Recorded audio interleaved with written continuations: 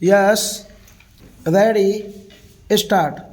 The ministry has taken care to foster regional languages. For that purpose, it has spent certain amounts, but with that meager amount, they cannot expect to develop all the regional languages which are recognized in our constitution.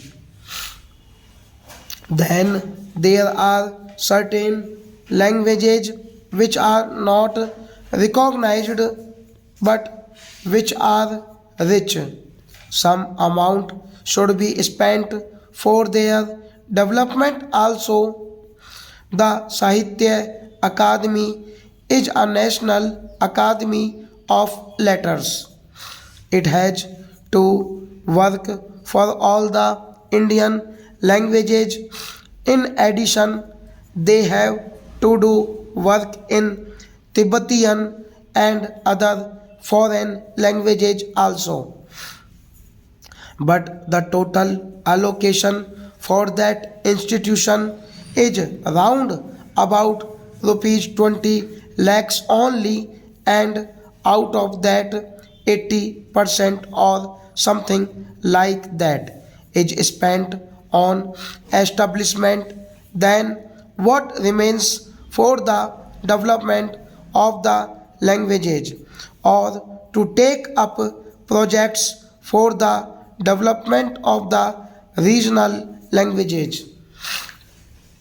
Therefore, I would urge upon the minister to take a special note of it if he is really desirous that the regional languages should be developed, and give assistance and encouragement to the voluntary organizations, and more particularly to the Sahitya Academy. I find from the report of the ministry that the National Book Committee was constituted in 1976 and again in 1980, but since 1980 it has not been constituted and has not been functioning. Then how we can expect that this ministry will deliver the goods so far as national books are concerned? That also should be taken into consideration, and prompt action should be taken. There is a certain formula laid down in the report for the export and import of books. There only the amount has been mentioned, nothing has been mentioned about the quality or the nature of the book which can be imported or exported. There is no institution or committee to supervise it. It is all left to the Commerce Ministry, and the Commerce Ministry does it in a commercial way. But everybody knows that books imported in a commercial way cannot serve the cause of education and enrich language knowledge. There are manuscripts lying all over the country. There is a saying in respect of Greek that what has been published in a language is only one tenth of what exists.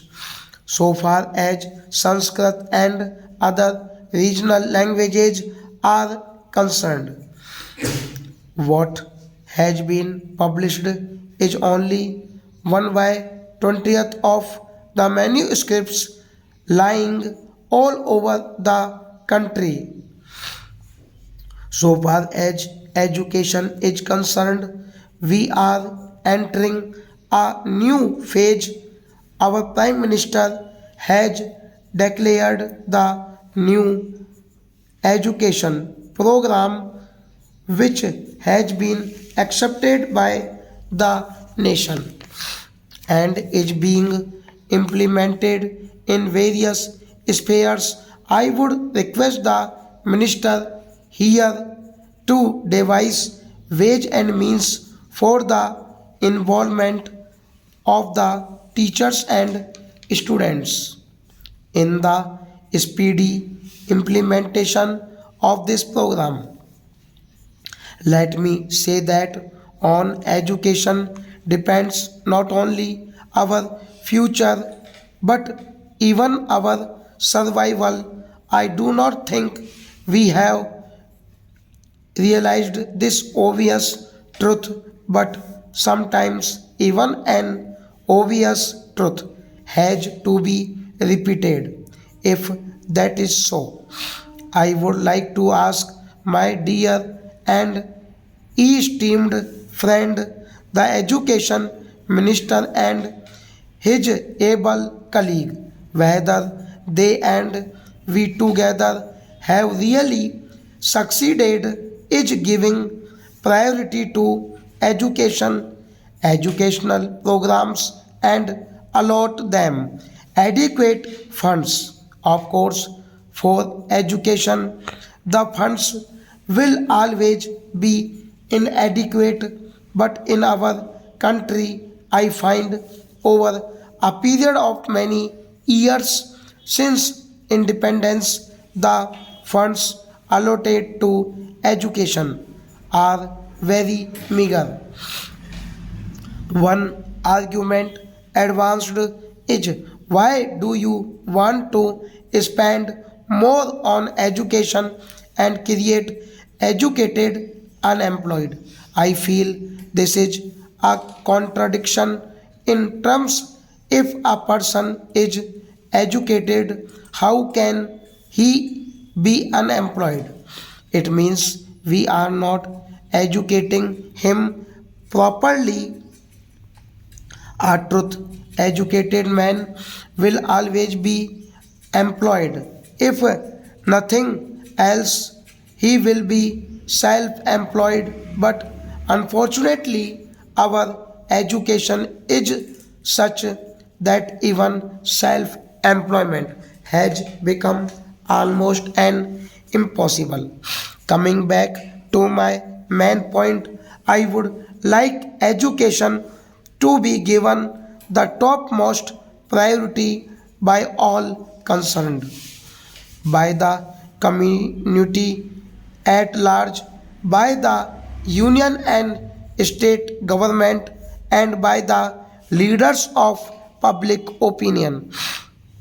For many years, the education ministry is not represented at the cabinet level. I cannot imagine a cabinet of any democratic country where a minister or education is not a member of the highest priority policy making body, namely the Council of Ministers.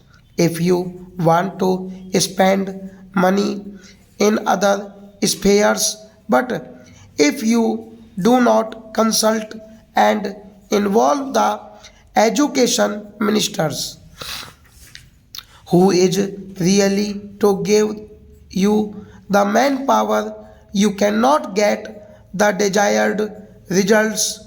You may have all economic programs, you may have all other developmental projects, but if you do not have the educated man to manage the various projects, you are not going to have real progress or development in the country. Therefore, I feel that as long as the education minister is not a member of the cabinet and he is not a part of the Council of Ministers. I do not think any effort at discussing these points in this August House will be of much significance. Stop.